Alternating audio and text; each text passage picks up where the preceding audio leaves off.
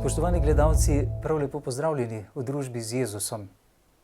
Vesel sem, da imamo tokrat posebnega gosta na našem programu Slovenske katoliške televizije. To je človek, duhovnik, župnik, ki ga je gotovo najbolj na njegovi duhovniški življenjski poti zaznamovalo srečanje s Slomškovimi koreninami. Namreč kar 20 let je deloval v Slomškovem domačem kraju, v njegovi domači župniji, v župniji Ponikva pri Celju. Poleg seveda drugih služb številnih, ki jih je opravljal do danes in jih še opravlja v svojem življenju. To je gospod Miha Herman. Dobrodošli, gospod Herman, v naši družbi. Tudi pozdrav v imenu naših gledalk in gledalcev. Res smo veseli, da ste se odzvali našemu povabilu. Sami nam pa boste povedali, ali vas je res najbolj na vaši duhovniški poti zaznamovalo to, da ste živeli pri Slomškovih koreninah, blizu njegove domače hiše, v njegovi domači župniji, ali kaj drugega? Lepo pozdravljeni, sem vesel, da sem z vami. Ja, gotovo je bilo ena najmočnejših doživetij v mojem življenju, še posebej beatifikacija. To pa je bilo nekako vrh vsega. Seveda, jaz sem bil tam na Ponikvi 20 let, do dneva točno 20 let. Sem prišel leta 1989, 1. avgusta, in potem šel čez 20 let. Takrat je bila Slomškova hiša še v lasti kmetijskega kombinata. Tam so imeli pisarne, pa kuhinjo, pa en čas so imeli neki bife, pol več ni deloval. To je neverjetno, ne?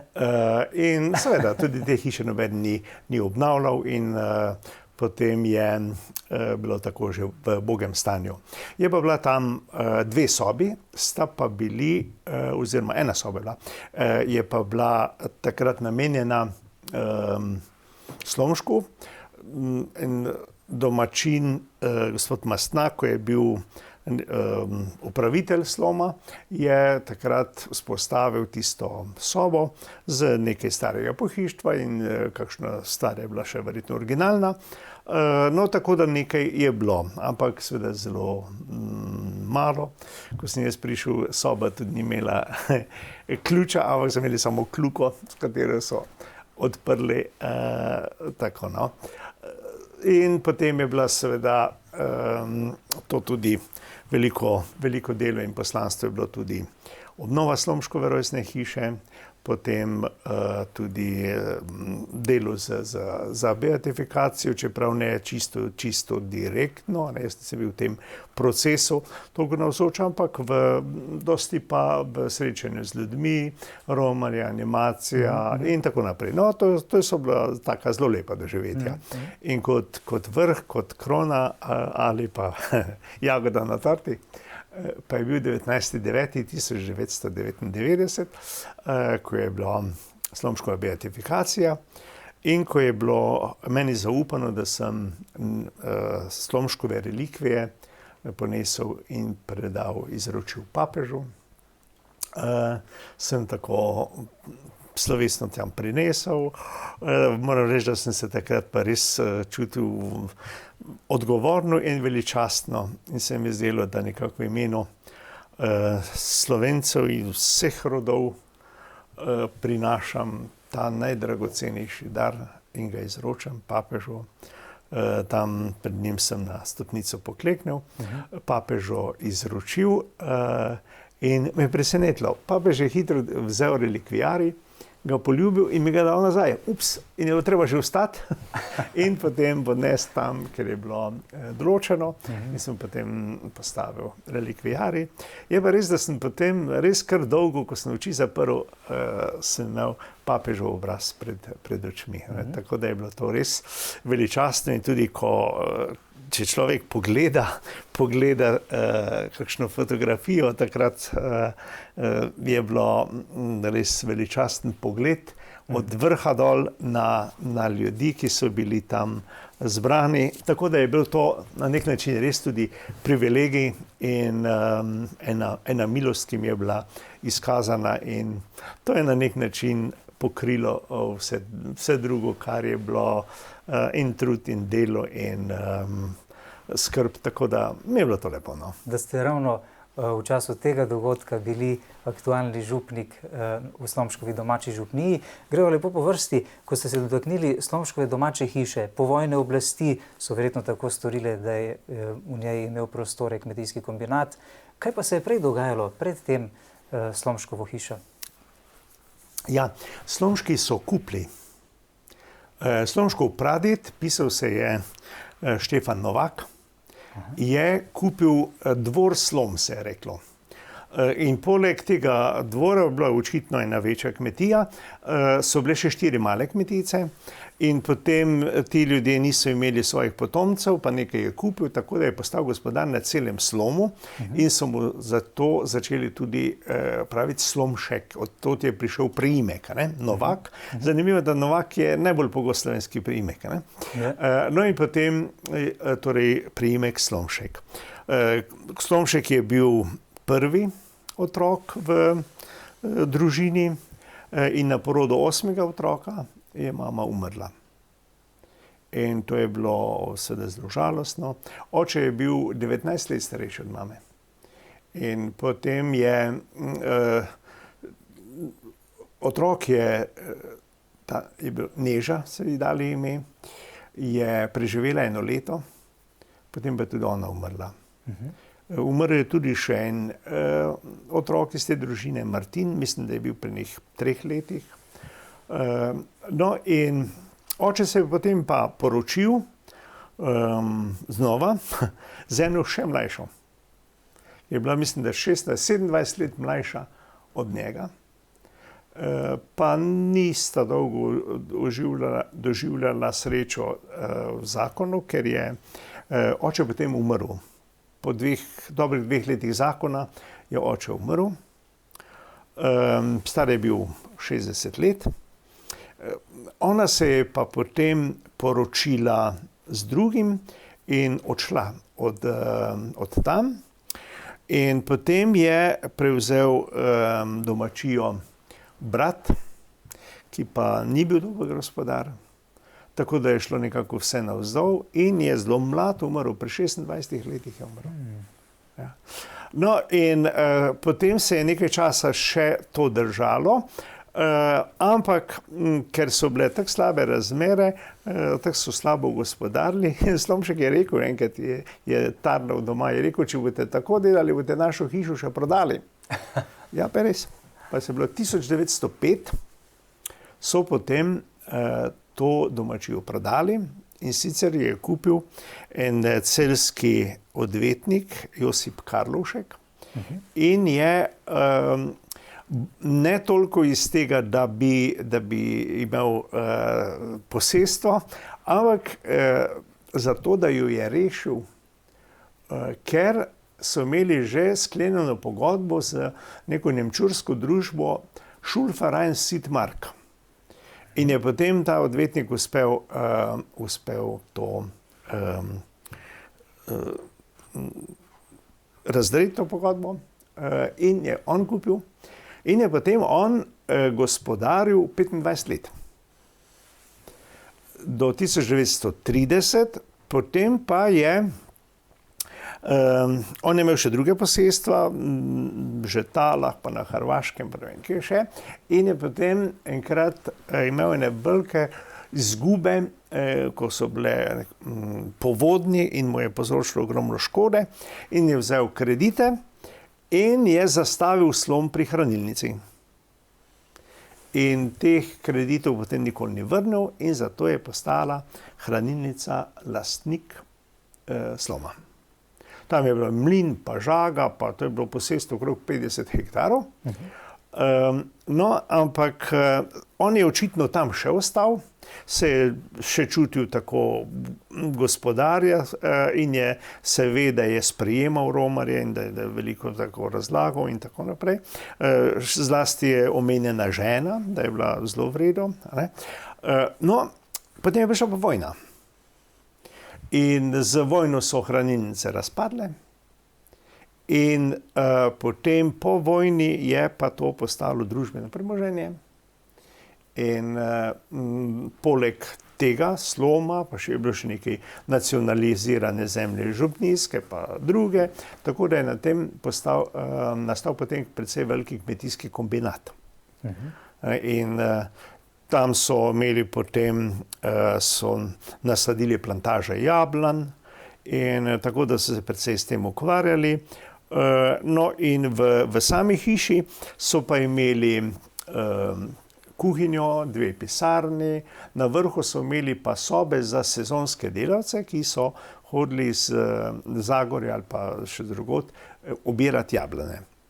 In potem so tam spali, ampak bilo vse skupaj zelo ubogo, ne, tako da. Čeprav lokacija pa je zelo lepa, ne? Lokacija je lepa, ja. Tam gre železnica poleg, ne. Spodaj. Ja, in tako da dober pristop, lahki pristop je bil tako, ne. No in potem pa 1991 je pa potem škofija Maribor odkupila pravzaprav z darom gospoda Faleža. Veleposlanika pri Svetem sedežu. Ja, takrat še ni bil veleposlanik. Kasneje je postal veleposlanik, ne. Bil je pa, to je bilo že 91. leta, je to bilo sprovedeno. On je dal že prej, ampak se je to vleklo, kar nekaj časa se je vleklo. V glavnem potem je bilo takrat to sprovedeno.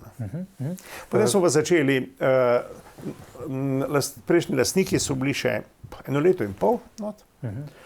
Potem smo pa naredili potem meritve, pa načrte in tako naprej. Leta 1993 so potem začeli to delati. Ja.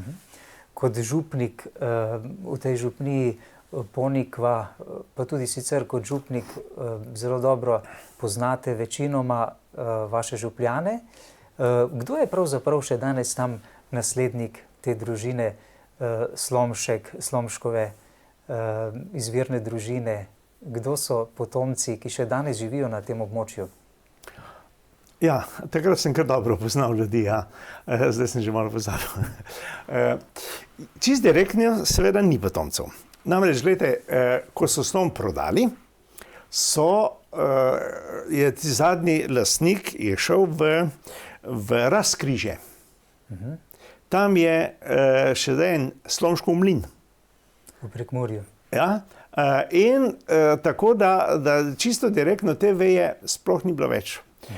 Bili so pa od torej bratov, to stranska veje, tisti so pa v Šentjurju, pa jih je kar nekaj, ki se piše Slomšek. No, in nad Slomom gor, čeprav je fara je to že Šentjur, je bila ena družina, ki so pisali Slomšek. Potem pa so imeli samo eno hčero in ona, ko se je poročila, je obdržala priimek Slomšek. Tako da to mi je bilo všeč. Potem njena hčerka je dolgo časa zelo pridno oskrbovala, tam tudi vodila po hiši, pa nekaj časa stanovala tam. Potem pa se je poročila, na domačiji gor živi. Tako da čisto direktne sorodnikov ni, so pa ti, ki so pa ponosni na Slomška, to pa vsekakor. Vi ste verjetno v tej župnijski cerkvi na župniji vsa leta zelo pogosto sprejemali goste, različne, ne? Kdo je večinoma prihajal, v kakšnem času, zakaj so se najbolj zanimali? Ste jih morali popeljati po cerkvi in razkazati, pripovedovati zgodovino Slomška, te cerkve in tako verjetno, ne?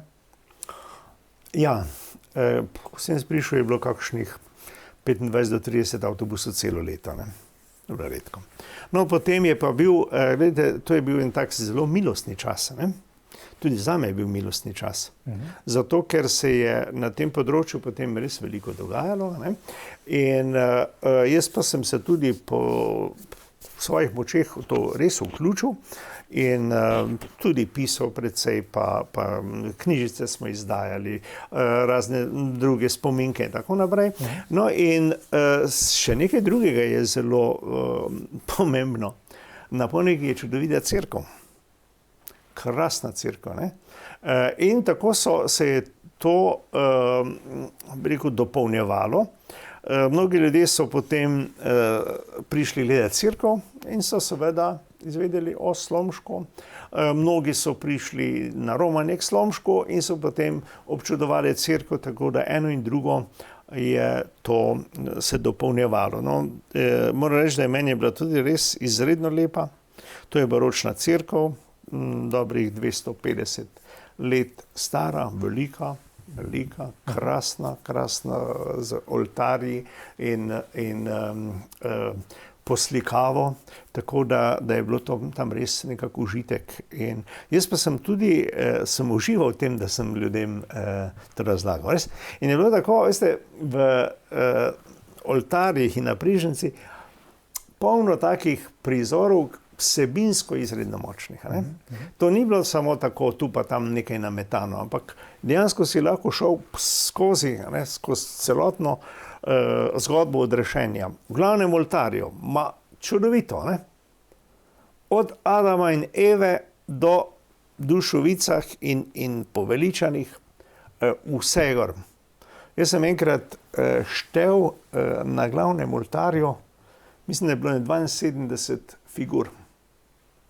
Od takih dvometrskih, ne, pa do raznih angelov in podob.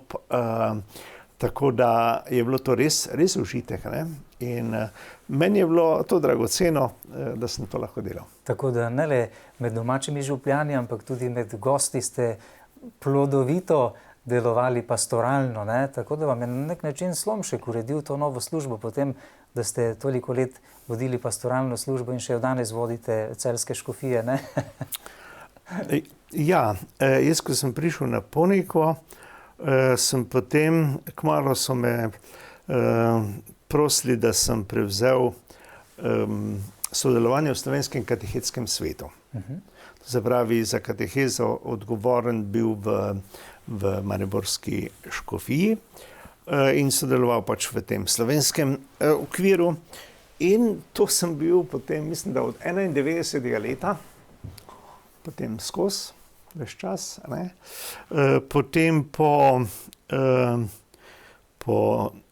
ustanovitvi škofije, celjske, ne, pa me je takratni prvi škof, zdaj nadškof, gospod Anton Stres, vabil in prosil, da bi prišel sodelovati v pastoralno službo. In tako sem, mislim, da leta 8 ali 7, tu nekje, sem potem to pristal in sem eno leto bil še tudi na Ponikvi, ampak je bilo res kar naporno, ne? Vsega je bilo veliko in ko smo se enkrat pogovarjali glede dela in predstavitev, pa sem jaz rekel, ja, kaj boste z mano tudi kaj naredili? Sem rekel, glej, jaz, ko sem prišel na Ponikvo, nisem bil ne v katehetskem svetu, nisem bil dekan, ni bilo tako romarjev, nisem imel nekih posebnih zadolžitev, ni bilo hiše, in 20 let sem bil mlajši. Pa je rekel gospod škof, je rekel, veš kaj, na Teharja 5. Tam je župnik umrl tisto leto. No, in jaz najprej malo, nepričakovano. In nič nisem poznal in tako malo s strahom sem se tu pa tam peljal tam skozi in bil tiho, nikomor nisem nič povedal. No, ampak se je potem je pa prišel že mesec maj in že potem junij, ja, sem rekel, ja, kaj si ti to resno mislil? Je rekel, ja, jaz sem resno mislil, če si ti za to, ne. Potem se je bilo pa treba odločiti, pa sem si rekel, lej, je tudi prav, da ni župnik predolgo na eni fari. Kako dolgo po vašem je dobro za župnika, da ostane in kdaj naj odide? Jaz sem, ko sem bil še kaplan, ali pa mladi župnik, čez frišni, sem rekel, 10 let je dosti, če je župnik na fari, potem pa naj gre, če je kaj naredil, je v redu, če pa ni naredil, pa naj da prostor drugemu. Ampak potem te kar nekako zaleze, ko je 10 let minilo, nisem nič kaj rekel več, sem malo še kdaj se spomnil, ampak potem sem se malo še tako tolažil, češ, da sem potreben na slomu in tako naprej. In no, dokler da ni prišlo tako res tako, da ne konkretne besede, kjer je bilo pač potem potrebno reči tako ali tako. 20 let ste ostali torej v župniji Ponikva, v Slomškovi domači župniji. Sicer pa izhajate iz župnije Stari trg pri Slovenj Gradcu. To je kakšna župnija? Kako je izgledalo to pri vas? Iz 10, pravzaprav 12 članske družine ste, kot najmlajši otrok med 10. Ja, mi smo malo važni, veste, ker smo imeli za župnika kasnejšega papeža. Ja. Seveda je vprašanje, koliko je on res kdaj bil v Starem trgu, ampak Enea Silvio Piccolomini, v 13. stoletju, je bil papež, on je bil tudi župnik v Starem trgu. No, potem je, seveda, župnija ni prav velika, to je bila takrat sploh v glavnem res velike meri kmečka pa delavska. No, mi smo imeli kmetijo, približno malo manj kot 30 hektarov, ampak je tako, ni glih ravnina, ni pa tudi tako, da bi bilo nekako problematično. In smo potem, torej, ja, 10 otrok, jaz sem 10. 10 otrok. Še vsi živijo? Ne žal. 4 so že umrli, 3 sestre in en brat. Pri nas je bilo pol, 5-5. Ja, imam pa tako zelo lepe spomine na svoje starše in tudi na brate in sestre. Ja, res, tako so bili. Res. Ne lahko življenje. Če pomisliš na to, kako se je godilo že zdavnaj pred mojim rojstvom, obdobje vojne. Ata je bil 20 mesecev ujet v Nemčiji, mama pa doma s 6 otroci sama. Enkrat partizani, enkrat Nemci, enkrat tajni. Potem je Ato uspelo končno pobegniti in iz Hanovra priti domov. Se lahko predstavljate, kaj je to? Seveda brez dovoljenja. Potem se je bilo treba doma skrivati pred Nemci in tako naprej, tako da so bili tu gotovo zelo težki časi. No, potem, ko sem se jaz rodil, je bilo že lažje. No, po vojni so bili tudi izredno težki časi. Glede za številno družino, obvezno vdajo je bilo treba dajati, dohodkov ni bilo. Vi ste 9 let po drugi svetovni vojni rojeni, ne? Ja. Tako da jaz sem rojen v času, ko že ni bilo tako hudo, ko je bilo že malo lažje. Tako da to, ampak bile so pa gotovo še dokaj skromne razmere. Mi smo imeli doma eno štalo hlev, pa nekaj živine.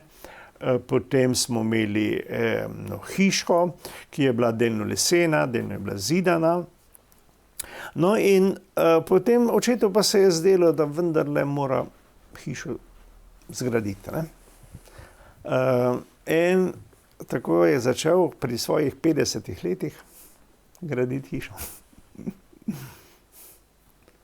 61. leta.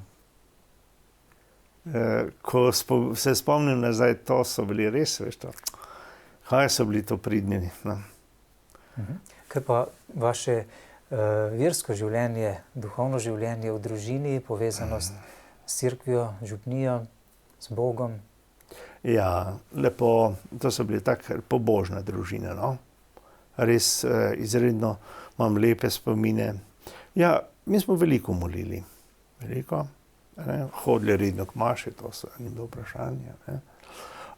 Imam še tako lepe spomine na to, ko je recimo zlasti adventni postni čas in pa v nedeljah zvečer rožnovenc. Jaz bi se bil včasih malo potuhnil tam na tistem divanu. In ko so vstali, najprej ata, potem pa vsi po vrsti in so pokleknili k stolu. Če tudi ste bili najmlajši, ste morali tudi vi, ne? A veš, je bilo včasih celo tako, da sem zaspal, pa me je kdo budil, pa je še malo rekel, pusti ga, no. Pa sem jaz malo tako pošpegel z enim očesom, Ampak ko sem videl, kako drugi klečijo in molijo, nisem mogel biti tak. Ja, tako da to eno tako, se mi zdi zdravo versko vzdušje je bilo, no, res. Ne pobožnjakarsko, ampak en zdrav odnos do stvari, do ljudi, do cerkve, seveda do Boga, normalno, ne. In mi smo redno hodili k maši, ne. Eni so šli navadno k prvi maši, drugi pa k drugi. In to so bili še časi, ko je bilo tako, jaz sem bil toliko mlajši, meni je bilo že lažje, ne. Starejše, recimo sestre zlasti, to ni bilo tako oblek, da bi, je bilo včasih treba po poti, ko so se srečali, zamenjati plašč. Ali pa tudi čevlje, ne? Tudi, ja, in tako da, ampak ni bilo ovir, ni bilo težko. Mi smo imeli približno dobre pol ure do cerkve, pa še malo dlje do mesta, do šole. Ampak ni bilo težko, no. Takrat ni bilo težko. Če imaš boljše variante, potem ti je težko, ne. In v takšnih okoliščinah je dozorevala in dozorela vaša odločitev, da bi šli v semenišče? Ja, nič posebnega se ni zgodilo, no. Nič posebnega, ampak nekako je to res počasi rastlo. V meni rad sem šel v cerkev. Se spomnim tako, ko sem bil, še nisem hodil v šolo in so imeli verouk v cerkvi, v Starem trgu in nedeljo po maši. In je takrat potem se prav spomnil, ko je bilo, mislim, da je bila neka skušnja pred birmo.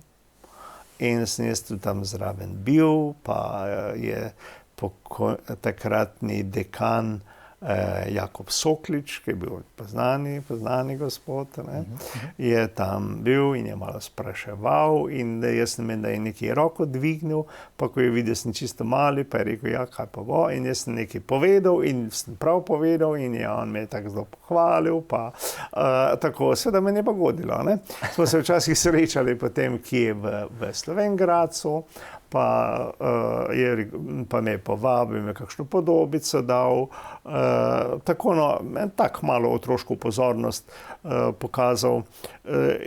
In mogoče je tudi to vas malo ogrevalo. Dodajalo svoje, ne.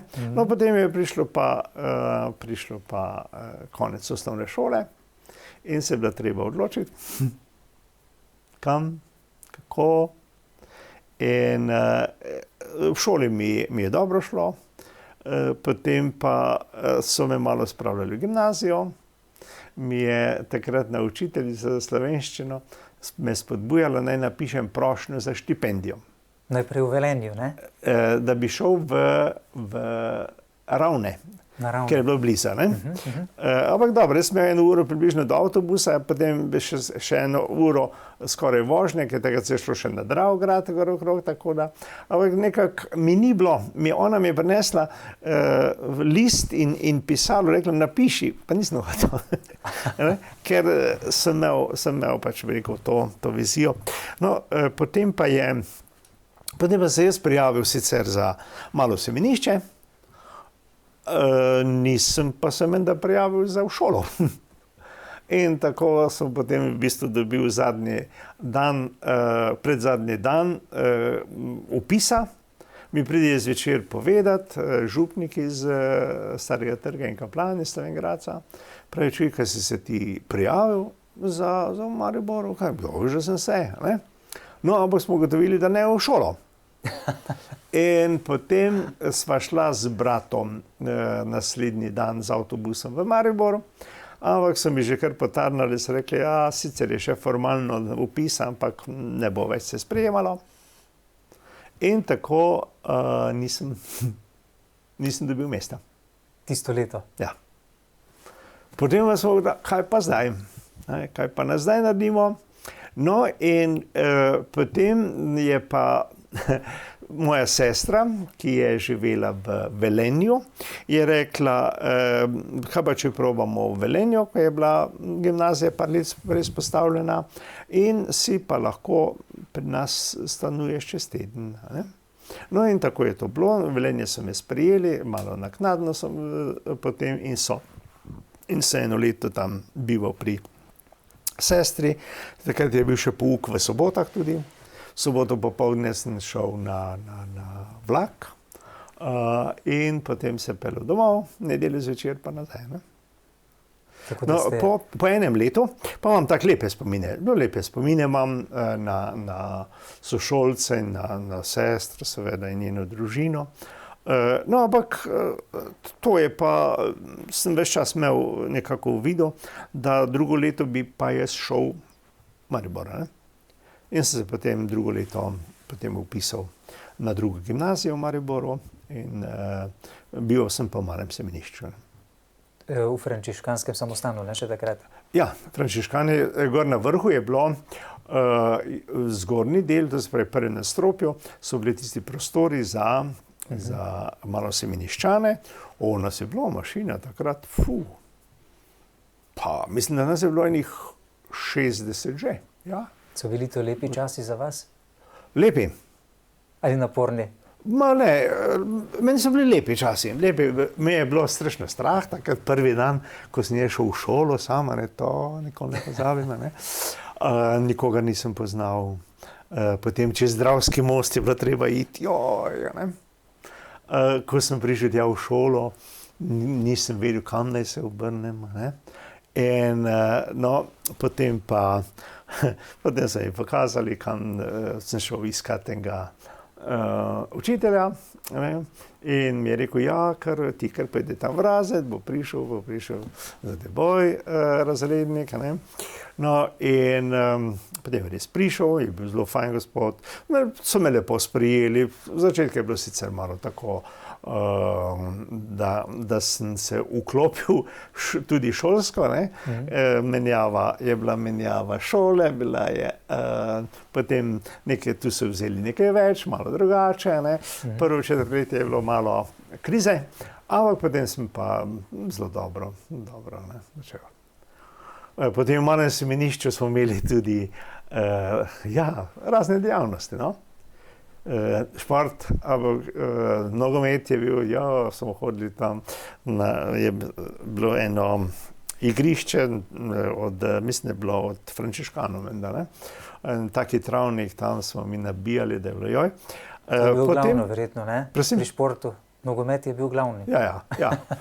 Ping-pong tudi, ja, ping-pong. No, ampak imeli smo pa tudi kulturne dejavnosti. Takrat je bil najprej ravnatelj, gospod Ivan Žličar, prefekt je bil pa kasnejši nadškof, oziroma sedanji nadškof v pokoju, gospod Kramberger. Ne? No, in Ivan Žličar je imel sploh tako pobude, da smo igrali igre. In, a veste, kaj smo mi pripravili? Skapenove zvijače. Kaj pa je to?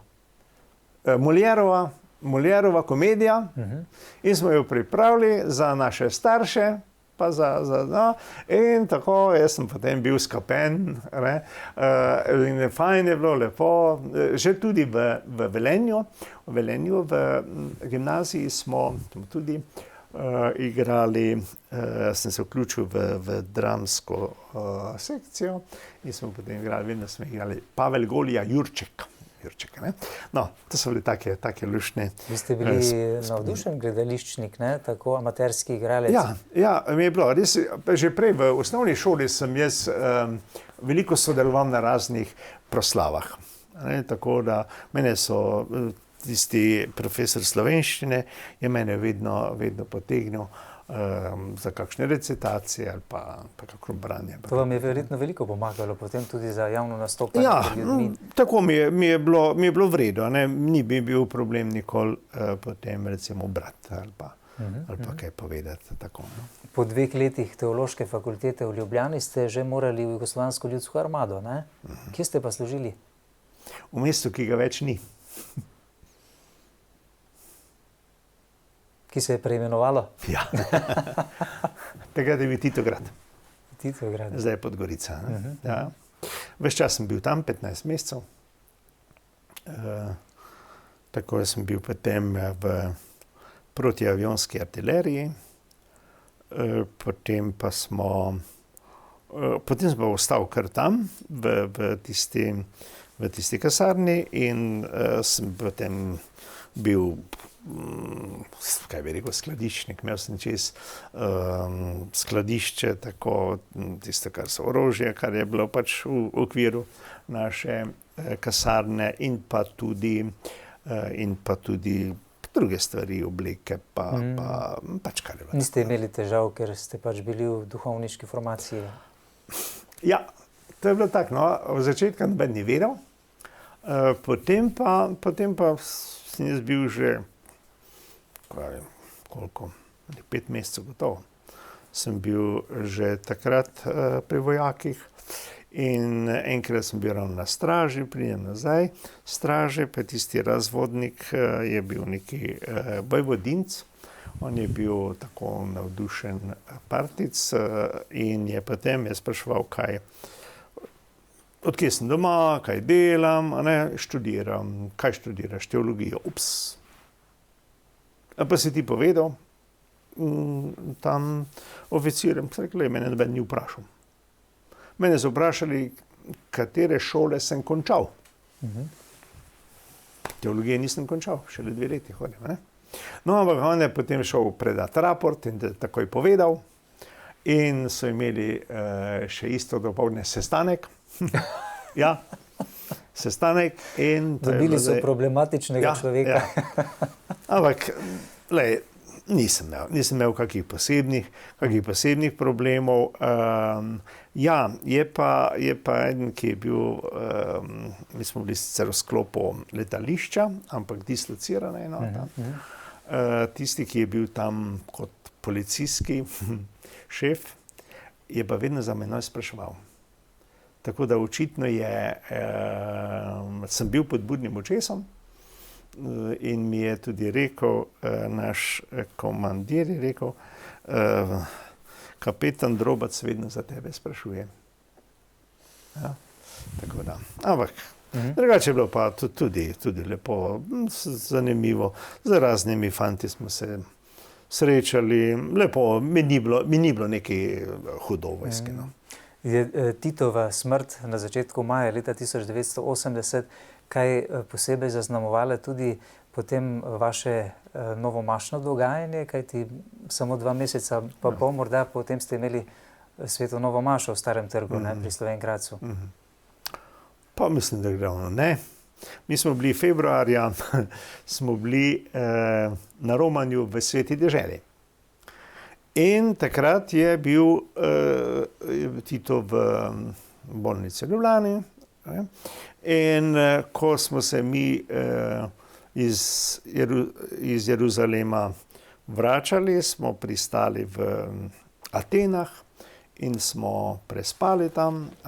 In takrat je na tistih njihovih časopisih, pa nismo mogli prebrati, ker je bilo v grških črkah, je bila Titova slika z takim črnim okvirom velikim, in napisano, nismo vedeli kaj je, kaj pa če je umrl, in kaj bo to pomenilo, ali bomo to lahko mi sploh prišli domov in tako, No, in smo bili malo preplašeni, pridemo na letališče drugo jutro in je bil tam Jatov avion in delo, izjava konzilija, stanje enako. Torej, mogoče je takrat že res umrl. Ampak mi smo se lepo vrnili domov. Ne, sama smrt ni kaj posebej to. zaznamovala. So pa bili ti časi par, ne par, ni bilo bencina. Gotovo je bilo tudi še tako predvsej bolj eno tako spremljanje, budno spremljanje cerkve in duhovnikov in tako, da bi bil zelo direktno čutil, ne, ampak se je pa dalo čutiti tako malo bolj v zadju. Po fotografijah sodeč ste imeli zelo veliko udeležbo na vaši novi maši. Ja, kakor vzamete, če jih primerjate s sedanjimi, ni bilo prav veliko. Ja, zakaj? Mi smo velika žlahta, veliko sorodnikov, potem pa ob novi maši smo seveda povabili župnijske sodelavce, pevce, bogoslovce je bilo takrat še veliko, potem gotovo prijatelje nekaj pa. Tako, mislim, da je bilo okrog 200 ljudi takrat. Ne. Mi smo doma na domačiji, potem smo postavili uto z lesa, zelo lepo okrasili in uredili in fajn je bilo, no. Čeprav cerkev da vsakemu duhovniškemu kandidatu, rekli bi, dovolj časa, več let, da lahko razmisli in nekako se tudi sam preizkusi, ali bo lahko živel v celibatu. Ste imeli kaj težav s tem? Ste razmišljali, kdaj, da bi se poročili morda, ali niste imeli težav s tem, da boste ostali sami pravzaprav in živeli v celibatu vse življenje? Ja, gotovo bi se poročil, če ne bi bil duhovnik, ne. Vsaj mislim, da bi se, no. Tako da nikoli nisem imel nekega občutka, da bi bežal pred tem, ne, ali da bi, ne vem, da bi na družino ali na zakon ali na dekleta, žene gledal z nekim prezirom, kaj ne. Zaljubljen sem bil, seveda večkrat kaj. Ampak tako, nekako se potem človek to pač vzame, ne, in tako nekih silnih dilem ni bilo, no. In skušnjav. Je to žrtvovanje za vas ali je to poklicanost zares, da živite ta svoj poklic, v kateremu ste bili povabljeni, ali je to tudi žrtev? Ja, jaz mislim, da eno in drugo. Gotovo, ne, zdaj celibat, neporočenost naredi, bi rekel, določena razpoložljivost, ne, da si pač bolj na razpolago za ljudi in tako naprej, ne, in ti na nek način daje v tem smislu tudi eno svobodo in možnosti. Res je pa po drugi strani, da človek si pa vendar človek in potrebuješ neko zavetje, potrebuješ tudi te osnovne pogoje, da imaš kaj za jesti, da imaš urejeno in tako naprej. Tu pa dostikrat je problem. Ja? Zdaj nazaj, desetletja nazaj, je bilo bistveno drugače. Ne?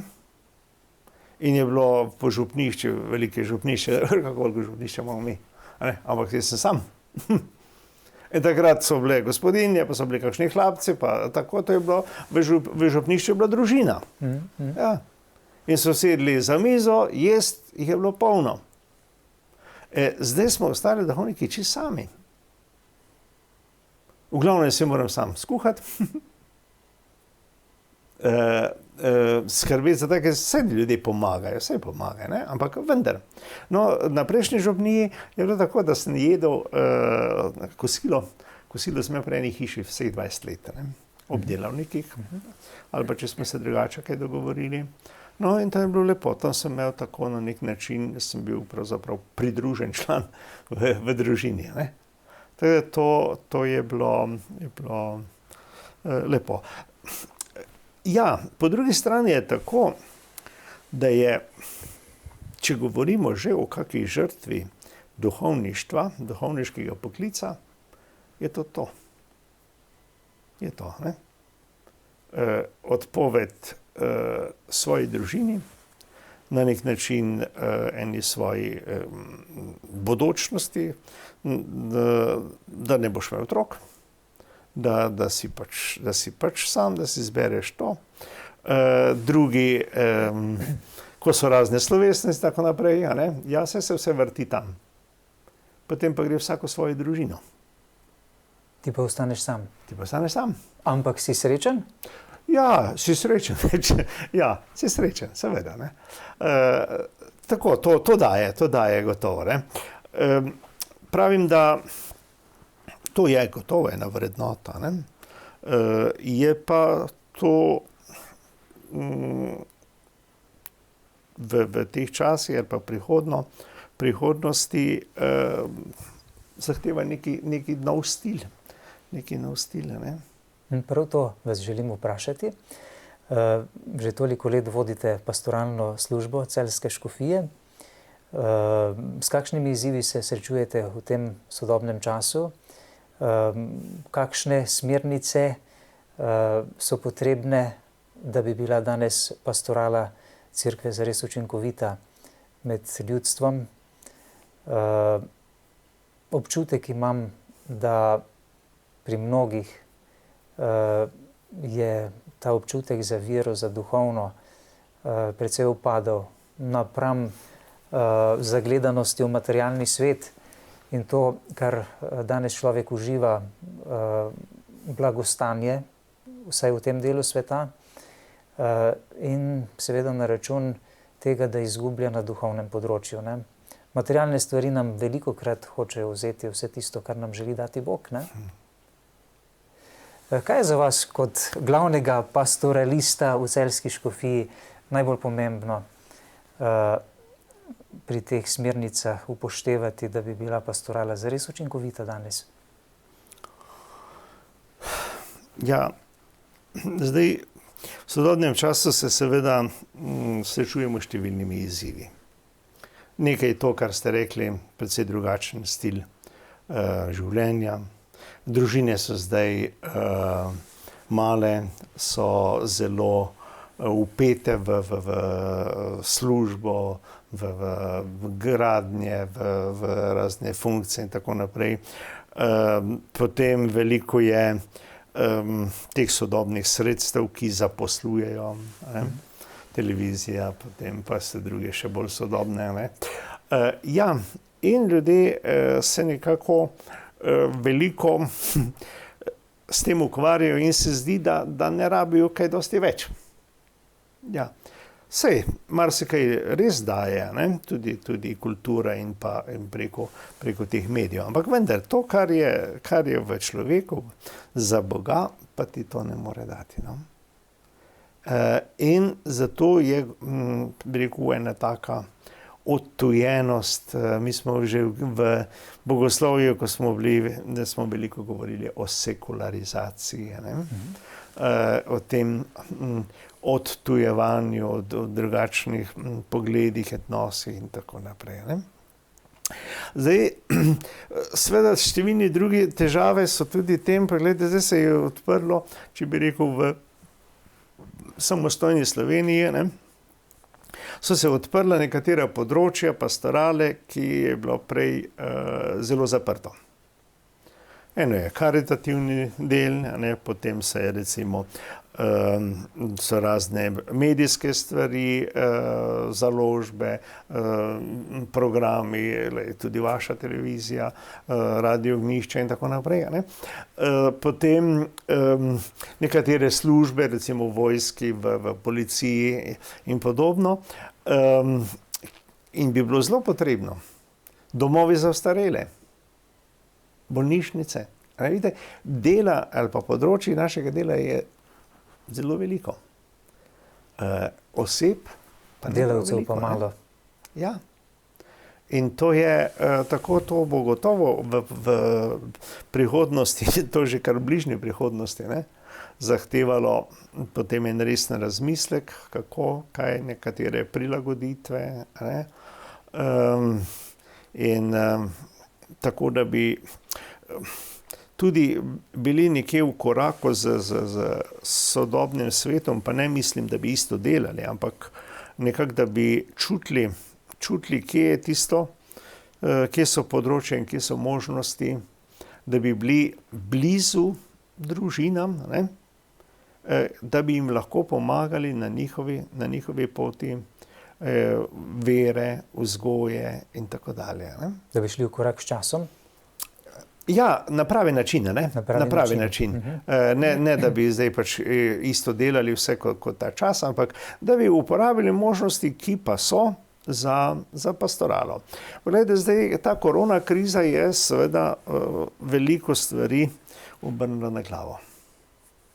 Nam je vzela neposredno bogoslužje, v tem letu je bilo več zaprtih kot pa odprtih možnosti, veliko odtujenost, mi smo se lepo zbirali ne samo pri maši, ampak tudi doskrat po maši, pa pri raznih prireditvah, dejavnostih, pogovorih, obiskih. To je čisto zaprlo. Ja.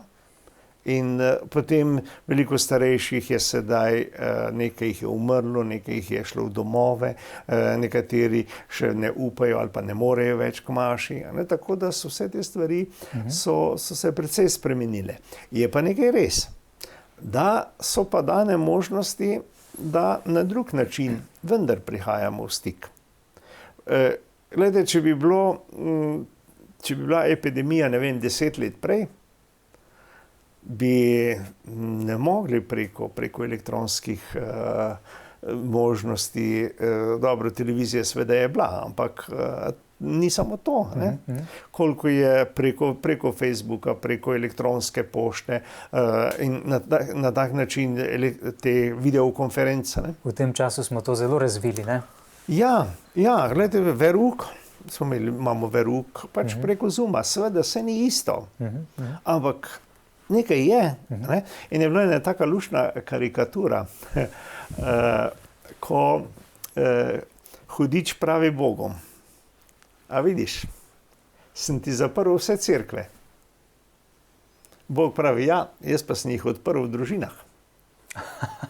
Ja, v družinah pa jaz vidim, da veliko kje spremljajo mašo bolj, kot so jo prej. Marsikdo mi reče: jaz sem vsak dan pri maši. Prek televizije ali pri Golobu ali preko ob nedeljah, pač če je televizija z Maribora ali pa vaše televizije, mnogi, ne, spremljajo in to hvala Bogu. Hvala Bogu. Vendar moramo eno stvar razjasniti, vendarle, kar nam ni jasno. Evharistija, ki jo prejmemo v cerkvi kot sakrament pri sveti maši, ni isto, kot če beremo Sveto pismo, kot če se srečujemo v občestvu.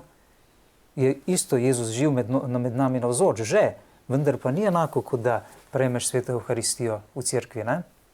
Sigurno. Zdaj tako je, če po televiziji gledaš, kak drugi jejo, si še vedno lačen, ne? Čeprav vidiš, kaj jejo. No, ni ravno tako, ampak seveda, Evharistija je stik z realnim Jezusom, zaužitje svetega grešnega telesa je nekaj več, kakor samo spremljanje. Resnično njegovo poveličano telo in božanskost, ne, v tej sveti hostiji. Ja. Duhovno obhajilo, ja, sej tudi pač spodbujamo in tudi pri mašah, pri prenosih tudi povemo to možnost in povabimo k temu, ne. Ampak pravo resnično telo Jezusa Kristusa je v svetem obhajilu. Se ne da zamenjati, ne? Ne. To je le v izrednih razmerah, pred ekranom, pred radijem doma, v dnevni sobi ali v kuhinji, drugače pa v cerkvi je pa nekaj zelo drugega. Glede, se tudi obhajilo smo pravzaprav skoraj ves čas delili, ne? Pa pogrešam to. Ni bilo nekega velikega zanimanja. Morda bo sedaj večja žeja pa lakota.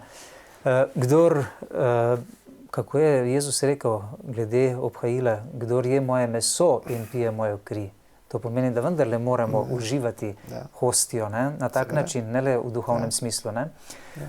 Gospod Herman, vas kaj skrbi za število duhovnih poklicev?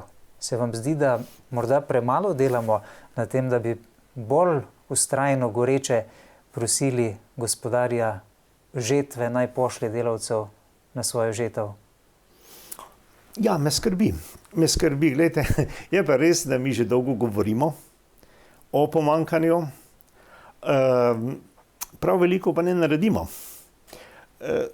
Ko vabimo k molitvi, molitev je vsekakor, glejte, neizbežna, ne?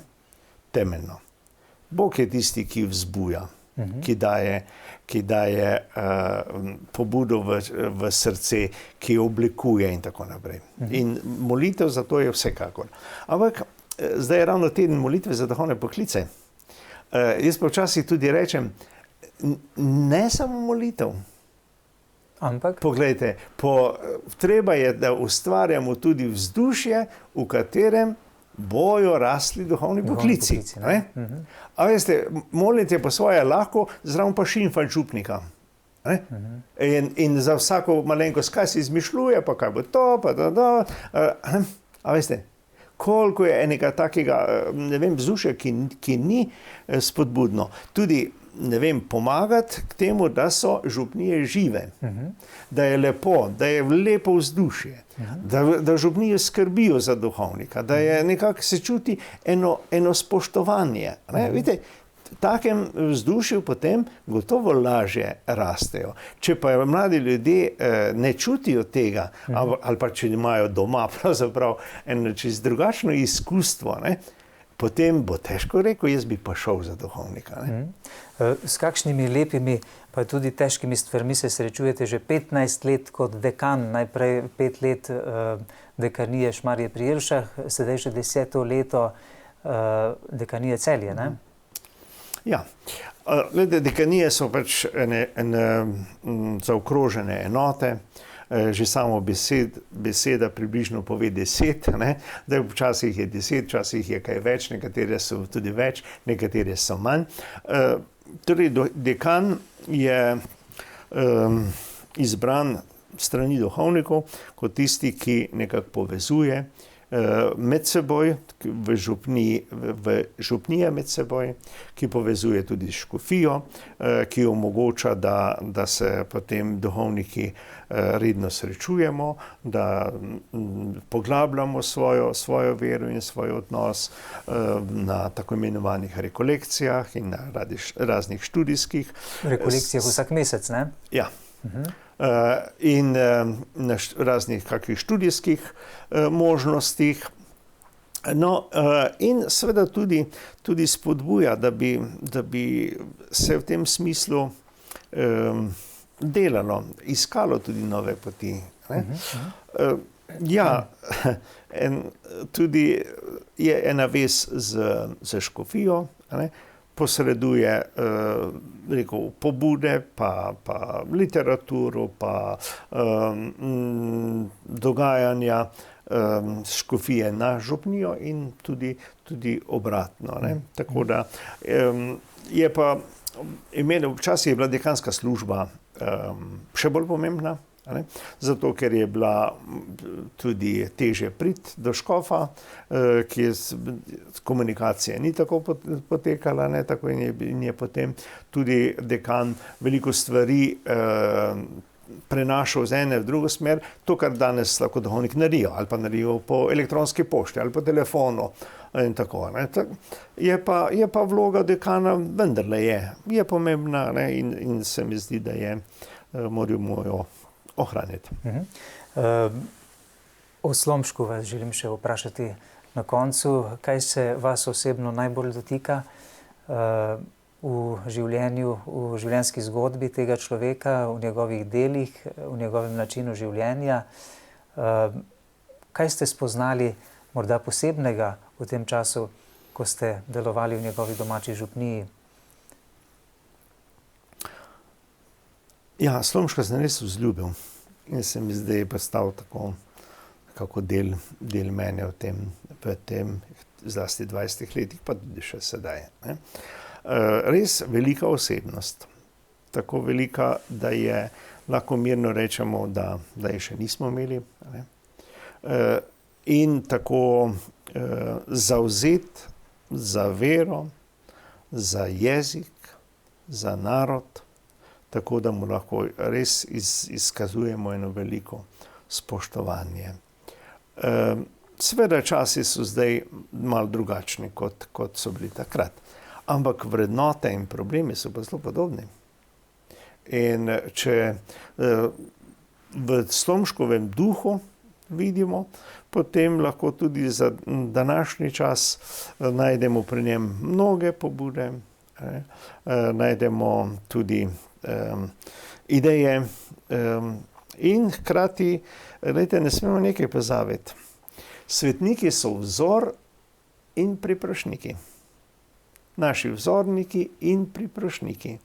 In se bojim, da se na Slomška premalo obračamo, premalo molimo za to, ker čisto tako po enaki človeški logiki, Glede, kako radi se nekako obračamo, reči, poslušaj, ti poznaš koga, ki bi bil, ne vem, nekje, kamor bi rad svojega otroka vpisal ali v šolo ali v službo in tako naprej.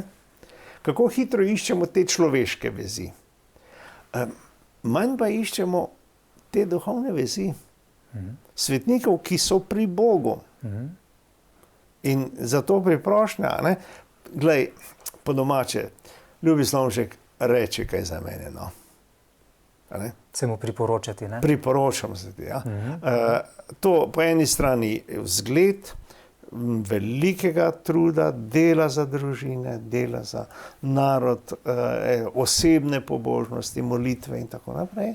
Po drugi strani pa ja, tisti, ki naj nas priporoča pri Bogu. Že 12 let na poseben način na vas kot župnika na Teharjah pri Celju, kjer je tudi bilo znano taborišče, gledajo iz drugega sveta številne duše kot na župnika.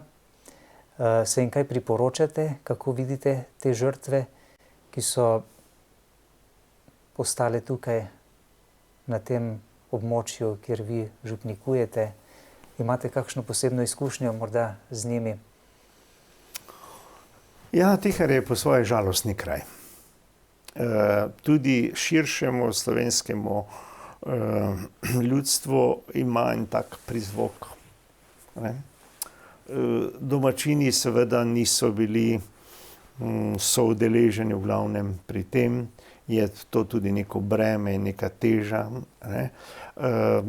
s katero pač na nek način živimo. Jaz tudi večkrat rečem našim faranom, da imamo tudi mi eno posebno vlogo, eno posebno poslanstvo. Prav zaradi tega, kar se je tam zgodilo, da ne pozabimo, da delamo za spravo, da delamo za zveličanje tudi teh enih in drugih. In še tisto leto, ko sem prišel, sem začel z molitvijo za spravo v slovenskem narodu. Prvo soboto v mesecu, po sveti maši, še potem običajno izpostavimo najsvetejše, molimo.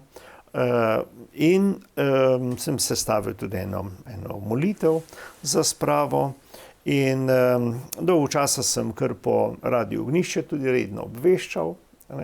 In sem rekel, gledajte, saj vem, da ne boste prišli oddaleč tja k maši pomoliti. Ampak, če pa se tega spomnimo, pa doma molite. Za moliti je treba, ker glede, sprava je žal še vedno naš veliki problem. Ampak sprave ne moreš na silo narediti. Sprava se začne od znotraj. Šele takrat, ko nisem več v notranjosti jezen in sovražen, takrat, ko sem pripravljen sam malo en korak nazaj narediti, ko sem pripravljen drugega, ki sem ga prej gledal grdo, manj grdo gledati, ugotovi, da je lahko tudi človek in da kakorkoli je že bilo, da smo vendar ljudje in da lahko drugače živimo. Se sprava v resnici začne pri žrtvi in ne pri storilcu, zato ker si storilec greha sam ne more odpustiti, ne? Ja, Ja. Mi smo tudi v tej, pridite in poglejte, v tej pastoralni spodbudi in prenovi to naglasili. Ja, da se začne to. Zato tudi spodbujam. Ja, mi naredimo korak. Nevarnost je, da rečeš, ja, ko boš ti nekaj naredil, pa bom pa jaz. Ne, potem ni nikoli. Ampak, če jaz storim en korak, potem lahko pričakujem, da ti storiš nekaj. Ne? Je kaj občutka zavedanja tudi v teh vaših župljanih tehari, da živite na posebej posvečenem kraju? Ja, gledajte, ti, ki so še, ljudje, ki so bili priče tega dogajanja, ne, so bili zelo prestrašeni. Zelo. Niso upali govoriti, mlajšim niso skoraj nič vedeli o tem. Ne. Mi je pripovedoval en mož, da je kot otrok šel nabirati zvončke in tam se reče dolina zvončkov. Ne. In ogromno zvončka in prinesel domov štore in je rekel, kot lepe zvončke, kje smo nabral? In je povedal. Je rekel, zakaj spet šel? Ja, je rekel, zvončke šel nabirati. Je rekel, nič ni rekel, samo premlatil me je in je rekel, da več ne greš tja. Zakaj? Ni važno. Ampak, da več ne greš tja. Takšen strah je bil v njih. Ja, sin straha. Ne? Tako, no, zdaj delamo tudi oltar, novi oltar v cerkvi, kjer bomo na nek način tudi malo vključili to. Zlasti eno misel, ti življenje si, svoboda, mir, bomo zapisali na oltar, to je ena Balantičeva pesem, ki je tudi bil žrtev tega, ki je zgorel v grahove, mislim, da. Potem pa bomo tudi vstavili relikvije Slomška in Grozdeta. Grozdej je bil beatificiran v Celju na Euharističnem kongresu in kot žrtev revolucije je na nek način lahko tudi nam priprošnik za mir in spravo. Se mi zdi, da boste sedaj po koncu maja v celjski škofiji kar lažje dihali, ne? Ko bodo novi škof zasedli škofijski sedež. Verjetno ste veseli, ne? Duhovniki tega imenovanja, pa tudi, da bo vendarle po dolgem času prišlo nasledstvo po gospodu Lipovšku, ne? Ja, smo veseli. Veseli je njega kot človeka. Poglejte, Maksimilijan prihaja na sedež celjske škofije, kjer je bil Maksimilijan Celjski, kot tudi veliki strokovnjak za svetopismo, odličen poznavalec in predavatelj. Mlad človek, jaz se ga še spomnim, jaz sem bil kaplan v Fari, kjer je bil on kot študent doma. Takrat je imel novo mašo, ko sem je zapuščal Faro Prevalje. Ja, tako, no, smo veseli. Glede, škof ima vsekakor vlogo v škofiji. In v tem času, ko je bil izpraznjen sedež, marsikaj ne more delovati. Že po samem pravu se ukine duhovniški svet, pastoralni svet, in ne smeš tudi kakšnih posebnih sprememb narediti. In tako je tole 2 leti in pol ni bilo dobro. No? Mi smo sicer pač skušali upravljati to tekoče stvari, kolikor je bilo najbolj možno, ampak potrebujemo vetra v jadra. Ja, in to bo sedaj, ne? Tako zaupamo, da bo. Ja. In se veselimo. Glede na tolike dejavnosti, ki jih imate, pa sedaj se bo začelo še na novo. Dvomim, da boste imeli še kaj čas za kakšen vaš konjiček, planinarjenje, hribolazenje. To je bilo vam kar pri srcu, ne? No, kitaro boste še pa lahko igrali. Ja, no, to je bilo zdaj že nekaj časa, kar sem že jaz po hribih hodil. Kitaro še tako kaj pri verouku. Gotovo si bo novi škof izbral svoje sodelavce. Mi smo tudi že malo utrujeni, z nebolan, 1 leto skoraj že boleham in tako, da mi bo tudi pasalo, če bom se lahko malo odpočil. No, kakorkoli želimo vam, da bi se pozdravili, da bi bili še močni, trdni v svoji duhovniški službi. To je vendarle vaše osnovno poslanstvo in glavno. Zelo sem vesel, da ste bili naš gost. Hvala vam za vašo iskrenost, za vse vaše odgovore, za vaše gostovanje na našem programu Slovenske katoliške televizije in še kdaj v prihodnje, kajti zelo pomembno pozicijo v celjski škofiji zasedate. Hvala lepa, hvala za povabilo, hvala tudi za vse, kar naredite v duhovnem in pastoralnem smislu preko televizije. Mnogi gledajo, mnogi vas spremljajo. Jaz sam pravzaprav ne gledam prav dosti televizije. No. Nimate časa, ne? Ja, tako bolj kakšne informativne oddaje, kaj pogledam čez dan, skoraj nikoli nisem tako pri televizorjem. Zvečer pa malo pogledam, pa zaspim. Ni napačno, če zaspite, ne? Tudi sveti oče so rekli, da med molitvijo zaspijo. Ja, najlepša hvala. V tem smo pa podobni svetemu očetu. Ja, hvala tudi vam, spoštovane gledalke in gledalci, za pozornost. To so bili torej gospod župnik Stehari pri Celju, vodja pastoralne službe celjske škofije, gospod Miha Herman.